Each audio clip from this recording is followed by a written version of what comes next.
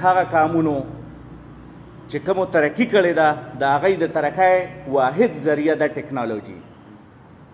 ګلوبلایزیشن نه پس د وخت د کمی د وجې اول خو کم شاعر او ادیب چې کتاب چاپ کی نو هغه خو د چاپ کولو طاقت نه وي، که بیا چاپ هم کی نو بیا د هغه تاوان وشي، خو څوک په پیسو نه اخلي، ډالۍ په انتظار وي.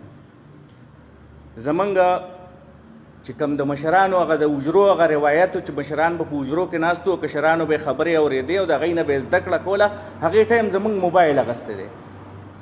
اوس په جدید عصري تقاضې د دې سړنکارو څه دي چې د وخت او د عصري غوښتنو مطابق د سوشل میډیا د لارې د ادب ترجماني وکړي. دغه ادب چې نن زما کلچر، زما کلتور، زما فولکلور، نن نورالامین صاحب که انګلینډ ته روان دی نو زما په خیال دغه هم د دې میډیا کمال دی. زما خواست به د خپلو څېړنکارو ته چې د دې شاعرانو هغه جذبات، هغه احساسات د ارواپوهنې په رڼا کې رابرسېره کړي او د سوشل میډیا نه کار واخلي. په دغه سلسله کې ما یو هڅه شروع کړې هم ده، کیدای شي څه ملګرو کتلي هم وي چې د سوشل میډیا د لارې مې په وړو وړو موضوعاتو د لیکچرو کوشش کړی دی.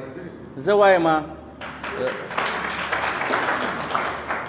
وایم چې زما نوی کول کتاب له توجه نه ورکوي نو دا موبایل یې په لاس کې دی، کیدای شي د دغې د لارې د ده څه زده کړه وشي. په اخر کې خپله خبره ختموم.